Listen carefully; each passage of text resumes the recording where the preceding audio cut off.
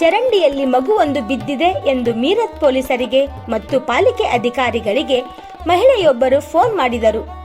ಈ ಸುದ್ದಿಯನ್ನು ಗಂಭೀರವಾಗಿ ಪರಿಗಣಿಸಿದ ಪೊಲೀಸರು ತಕ್ಷಣ ಅಗ್ನಿಶಾಮಕ ದಳ ಮತ್ತು ನಗರ ಪಾಲಿಕೆಯ ಸಿಬ್ಬಂದಿಯನ್ನು ಕರೆದುಕೊಂಡು ಜೆಸಿಬಿ ಯಂತ್ರಗಳೊಂದಿಗೆ ಸ್ಥಳಕ್ಕೆ ದೌಡಾಯಿಸಿದರು.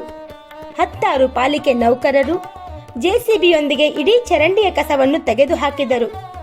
ಸುಮಾರು 3 ಗಂಟೆಗಳ ಕಾಲ ಸತತವಾಗಿ ಕಾರ್ಯಾಚರಣೆ ನಡೆಸಿ ಚರಂಡಿಯಲ್ಲಿದ್ದ ಕಸ ಮತ್ತು ಹೂಳನ್ನು ಸಂಪೂರ್ಣವಾಗಿ ತೆರವುಗೊಳಿಸಿದರು.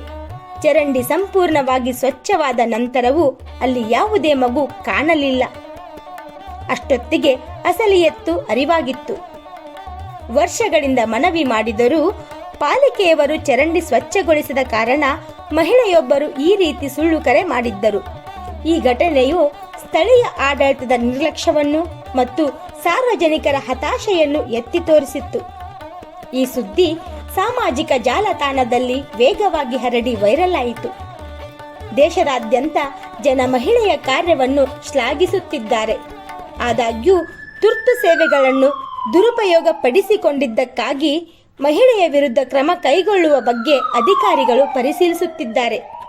ಅದೇ ರೀತಿ ವರ್ಷಗಳಿಂದ ಚರಂಡಿಯ ಕಡೆ ಹಾಯದ ಪಾಲಿಕೆಯವರ ಮೇಲೂ ಕ್ರಮ ತೆಗೆದುಕೊಳ್ಳಿ ಎಂದು ಸಾಮಾಜಿಕ ಜಾಲತಾಣದಲ್ಲಿ ಜನ ಒತ್ತಾಯಿಸುತ್ತಿದ್ದಾರೆ. ಈ ಬಗ್ಗೆ ನೀವೇನಂತೀರಿ? ಕಾಮೆಂಟ್ ಮಾಡಿ.